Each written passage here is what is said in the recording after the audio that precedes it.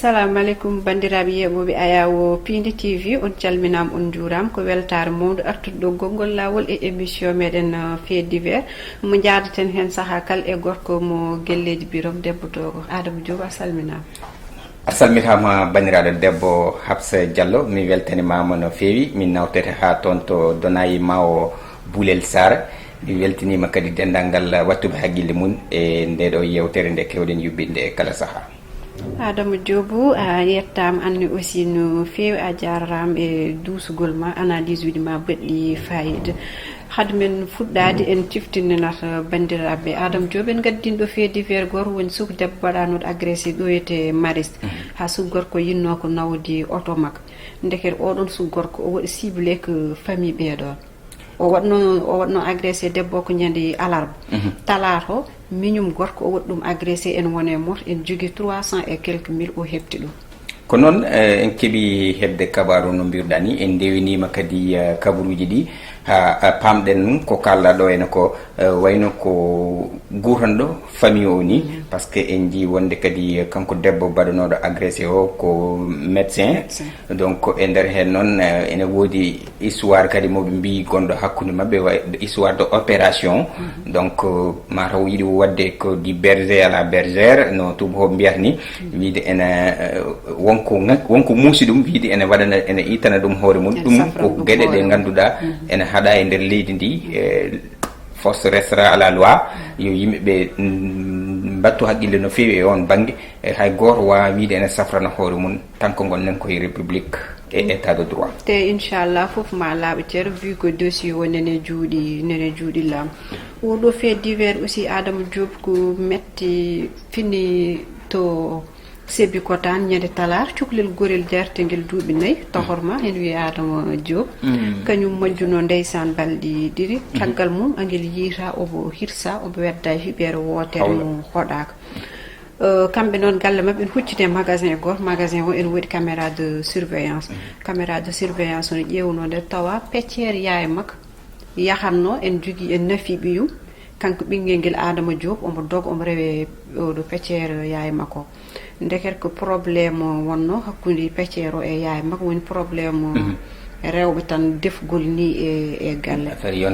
affaire yontande e galle caggal ɗum o nawi cukalel nguel tonete nde ɗon hiɓere Adama Diop o hirsi ɓinguel nguel subhanallah woni paako ɓe mbaɗirata utilisé sooɓe def battere galle ma kano paako nawri o hirsi ɓinguel nguel ndeysan o weddi ɗum toon no yahno nde hawo hoori ha heddi caggal tokkosan o wi yummum cukalel nguel an ummo yiilo e ɓinguel ma guilnani ha joni ala ɗum kanko e hoore makko o wi yo on o yettete ko faal inde nde suwa waɗede dévoilé o wi oɗon yo yah yo yiilo yo ɓiyum guila kikiɗe ha joni o yiyani ɓinguel makko nden noon yummiraɗo ne jogui tani ko debbo koko yaltuno kanko cukalel nguel Adama ko ɓadiɗo tani ko no fewi woni yummum bam makko eɓe cikku noon koye taniraɗo o yeehi kanko taniraɗo jeeyde ha futuro daari yonde e mbiya noddu taniraɗo téléphone no taniraɗo noddano nde o waɗi affirmé o waɗi confirmé ko ɓinguel nguel wonani e makko donc angel majji nden noon taniraɗo arti kamɓe foof eɓe naate leegal eɓe jiilo ha weeti eɓe jiitani on le lendemain kadi pareil eɓe jiitani on caggal ɗum joomu magasin o wi yo ƴewta caméra de surveillance uji mum no ƴewtino nde oɗon noon ko policier à la retraite jaaɗo retraite no yino nde vidéo o tan o noddi suka debbo woni caabiɗo wargo ngo o noddi ɗum o wi ɗum aɗa jaaden o nawi on to e policier ji o holli ɗumen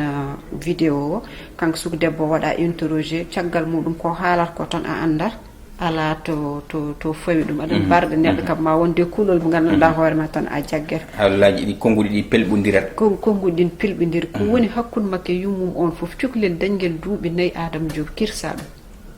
wala hawla wala goto en tout cas ni yurmini no fewi habsa e nder rendo men ko kewata hen ko gueɗe kulɓiniɗe ɗum saabi ni ndeɗo yewtere beele e bandiraɓe kadi e kala saaha goto hen foof ene wawa famde no gurduɗen ni kadi to banggue majjugol suhaɓe ɓe ɗeɗo balle e ɗi dumunnaji ene teska e nder leydi ndi no fewi ha banggue Fouta par ce que ko ɓoyani ko ni hayto wuramen ɗo won cukalel majjunogel ɗon Allah waɗi hen suturu yitama kono so tawi ɓiye yalti hay soko fraction de seconde tan an yummiraɗo hay goto anda no gurdata donc ko ɗum ɗo ko eran kadi mbatten e jinnaɓe ɓe surtout rewɓe ɓe yummiraɓe ɓe nde tinnoto tigui ndena sukaɓe ɓiye sa jooɗima hadde kinet wona tan waktuji sappo a yiyani ɗum walla waktuji heewi ni hojomaji sappo tan so tawi a yiyani ɓiye tinno wattu haqqille ƴeewa no jiirirɗa ɓiye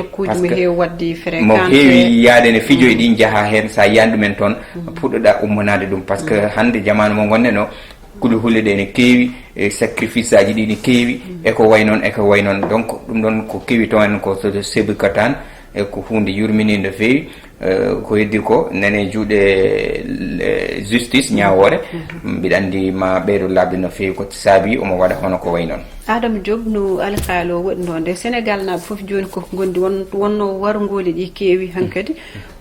kala caɗele garɗe an ma andu holon foti ɗum saabade no hunde yaltunode e commentaire uji yimɓe fof koko mbi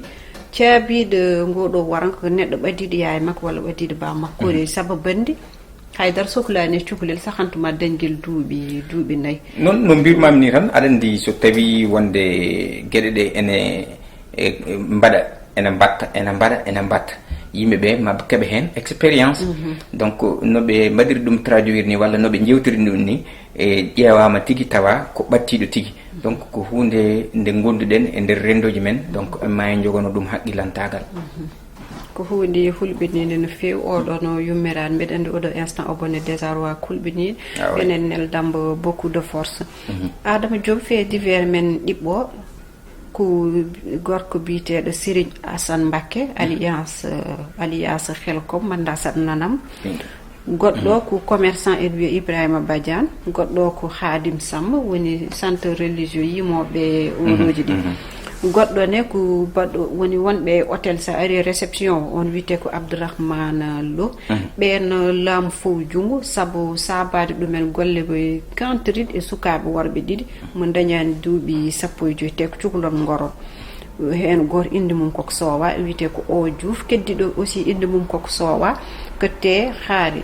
Adama Diop joguiɓe saabu sen mbi Serigne Assane Mbacké aɗa andi ko neɗɗo fotnoɓe hollude yimɓe laawol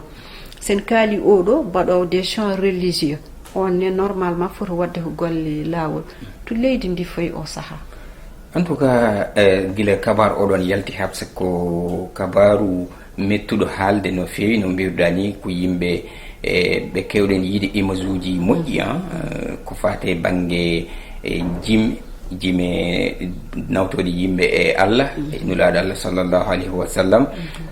boni yoni tan wadde ko waddude hono ɗeɗon gueɗe kantorinde e debbo kadi waddude ɗum e gorko kadi wiide wonde yo yimɓeɓe mbat ɗum aɗa ndaara ɗum ɗon foof ko ene hulɓini e hol jamanu mo gonɗen ko namde ɓurɗe en niveau ni enen e koye men donc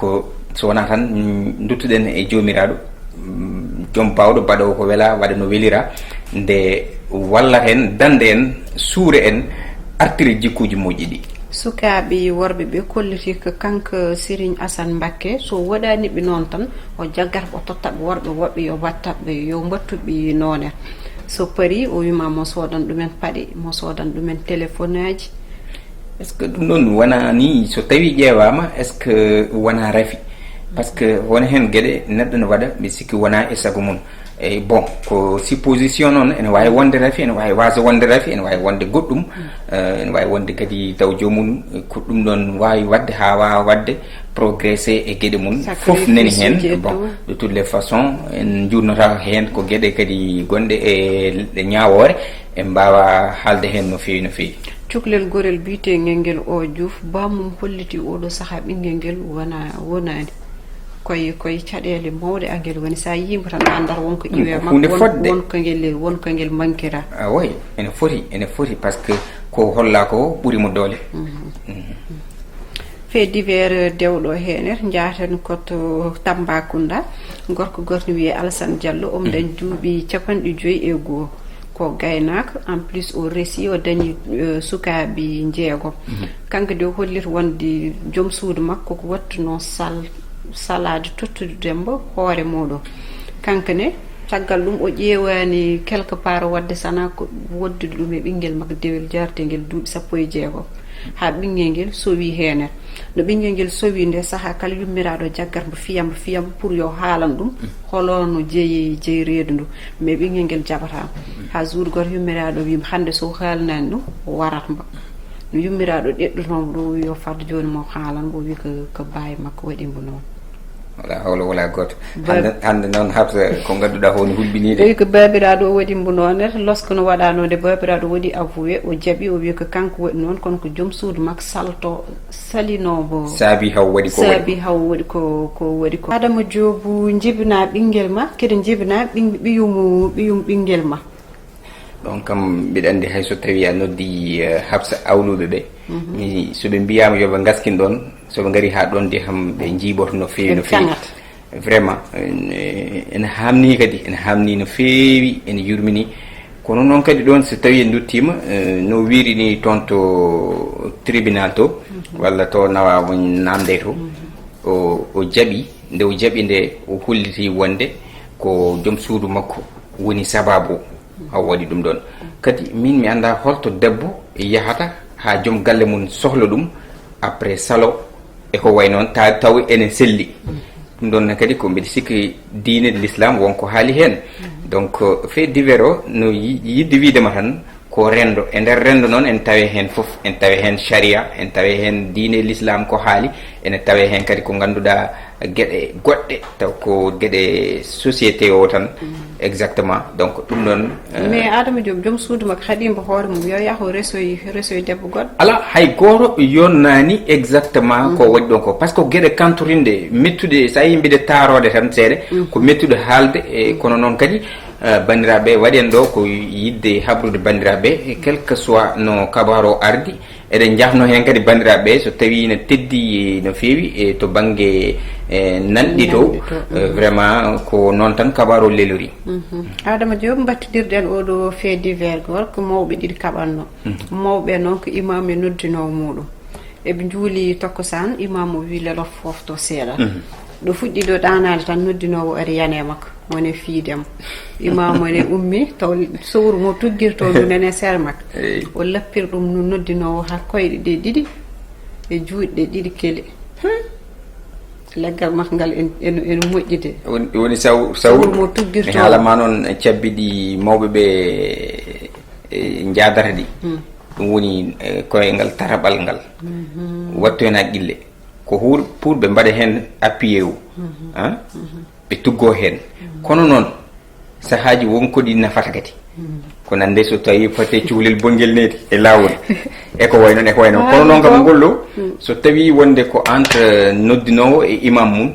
kaɓi so ƴewtanama ma tawi wonko sakki less ko tagui o tawi momo leeli haw yanema ko fiimo wona o yetti tan o waɗi noon wonko sakki less ala wonko sakki less kay ko saabi ɗum kanko noddinowo ko gurtaniɗo imam o hollirde wonde aɗa andi jama en jogo kees ɓe mbi imam o ƴettata haalis kees o omo ñaama waɗa ko détourné e min dibɗe oɗo o imam o wiyete ko Boubacar Ba on kam ba tan wawi yettede en plus kadi en mbi wonko teskaɗo onete e diwan mabɓe o sukaɓe yimɓe ɗiɗi jeeɗidira taw jibinaɓe mumen gondani hen gara tottamba haalis o human ɗumen dewle ɗe ɗum ɗon woni ko noddinowo ɗum foof gueɗe jeeyaɗe ko saabi ɓe kewinimo haw kanko o ari o tawi momo leeli o fiimo hen donc vraiment no mbirunmami ni tan wonko sakki less e nder hen noon en tout cas imam mbiɗa andi ni e hayso tawi en janggani to banggue sharia eɗen nana en haale wonde so tawi aɗa rewe imam o yonanima mbi sikki hayso julnima Allah jabotako donc guila di moment où omo waɗa gueɗe ɗe ganduɗa ɓe jadani hen ɓe poti ko noddudemo so ɓe noddimo kamɓe foof ɓe noddamo batu ɓe mbiyamo en tout cas ko gonɗa e wadde ɗo ko yadani hay batte e diine o yadani hay batte kadi e dental ngal gonɗen e dow majjum par ce que rendinen ɗo ko diine l'islam e nder hen noon il faut ƴewtoɗa ko mbatta ko par ce que ka imam amen ka référence amen kala mo ganduɗa dewɗo e iman yo andu oɗon imam woni référence makko woni e kala makko woni foof makko par ce que ko kanko o rewata gam rewde Allah so tawi noon a yeehi ha watti haɓande jomum mi sikki aɗa foti hay dartinde ni rewde mum ngam julde walla eko way noon wadde banggue dewal Allah aɗa foti dartinde rewde mum. ɗum ko gonga gasi ha laaɓi pour nde ɗo yontere Adama Diop.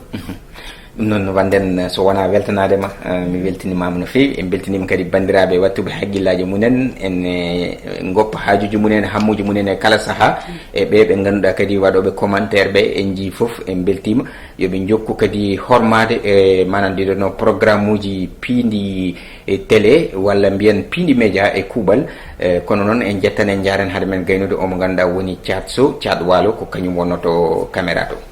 e siftande bandiraɓe yoɓe continue Adama Diop ɓe mbaɗa abonné e page oɗo YouTube mo Piidi TV on jejjitani ko mbaɗanoɗo pirate guillen ha joni mina perti abonné ji kew continue wadde aimé e partagé on jarama no fewi yettude aussi Thiatou Walo no fewi ha yontere fande so Allah jaaɓi.